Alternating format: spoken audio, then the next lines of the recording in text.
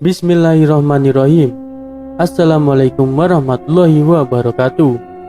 Kembali lagi bersama Mang Aji di channel History Horror yang akan menemani teman-teman semua dengan cerita horor dan mistis.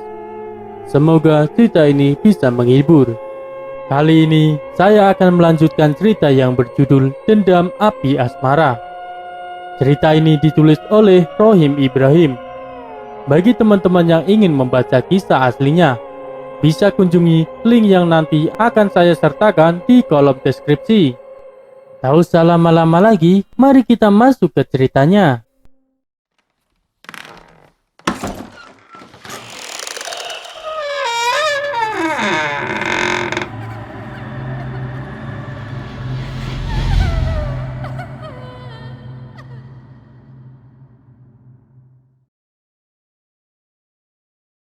Di sebuah rumah panggung yang megah, Barja sedang duduk di kursi beranda. Ia masih memikirkan Rukimin yang masih ia cintai. Sebenarnya bukan kemauannya menikahi Narsi, tapi tak kuasa juga menolak titah gurunya yang sudah berjasa mengajarinya. Ia sudah merencanakan untuk meminang Rukimin sepulang dari berguru. Tapi semua rencananya hancur, karena tak mungkin pula Rukimin mau dimadu, dan begitulah kenyataannya. Rasa jengkel, kecewa, marah berkecambuk dalam dada. Tapi ia tak kuasa berbuat apa-apa. Mungkin inilah jalan hidup yang mesti dia jalani, pikirnya. Tiba-tiba terdengar cerita Narsi dari dalam kamarnya. Seketika lamunannya terhenti dan lekas menuju sumber suara. Kembali ke Rukimin dan tiga rampok. Gelap mulai menyelimuti pertanda sang surya kembali ke peraduannya. Rukimin beserta tiga rampok mulai memasuki perbatasan desa Makar Mulia di mana Barja dan istrinya tinggal.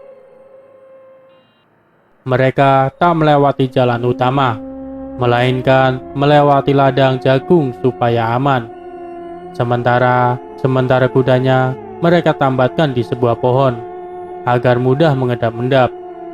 Persis di ujung ladang jagung, nampak rumah panggung yang megah. Rukimin dengan cepat melesat ke atap rumah, sementara tiga kawanannya menunggu di ladang jagung. Setelah mengetahui posisi kamar Narsi, lantas melambaikan tangan memberi komando. Tiga kawanannya pun lekas bergerak. Perlahan Rukimin membuka jendela kamar dan dengan cepat ia masuk diiringi tiga kawanannya. Melihat ada orang asing masuk kamarnya, Narsi yang sedang meniturkan bayi sontak menjerit. Karena nggak mau gaduh, Rukimin langsung menotot jalan darahnya. Tanpa komando tiga kawanannya langsung membopong. Belum sempat dibawa, Barja muncul dari balik pintu dan langsung menerjang. Tapi Rukimin mencegatnya dengan serangan mematikan. Bertubi-tubi Rukimin melancarkan serangan ganasnya. Barja hanya mengelak karena tak ingin orang yang dicintainya terluka. Karena hanya bertahan, pada akhirnya terkena pula cakaran Rukimin. Melihat lawan yang memang ingin membunuhnya dan juga ingin menyelamatkan istrinya yang entah dibawa kemana.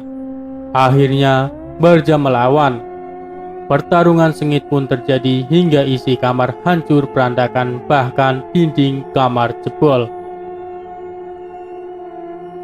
Rukimin yang mulai kewalahan melesat keluar.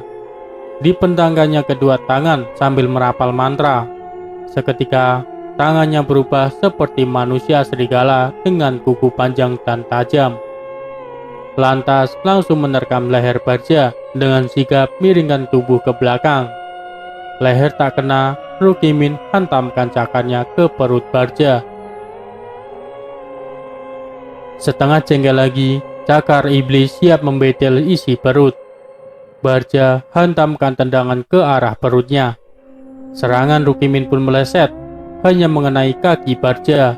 Karena terus diperlakukan kasar oleh mantan, Barja pun membalasnya. Ajian guntur bumi dihantamkan tepat ke dada Rukimin. Dengan cepat, Rukimin menangkis dengan tangannya. Tapi apalah daya, tenaga dalamnya beda level. Ia pun mental dan ambruk. Dirasakan dadanya sesak. Lelehan darah keluar dari bibirnya. Karena Iba baru memberikannya obat. Lantas ia langsung pergi mengejar 3 begundal yang menculik istrinya. Baru beberapa langkah, ia teringat bayinya. Akhirnya ia putar balik menuju rumah. Sementara Rukimin pingsan setelah minum obat. Bersambung. Bagi kalian yang ingin tahu kelanjutannya, jangan lupa like dan subscribe channel ini.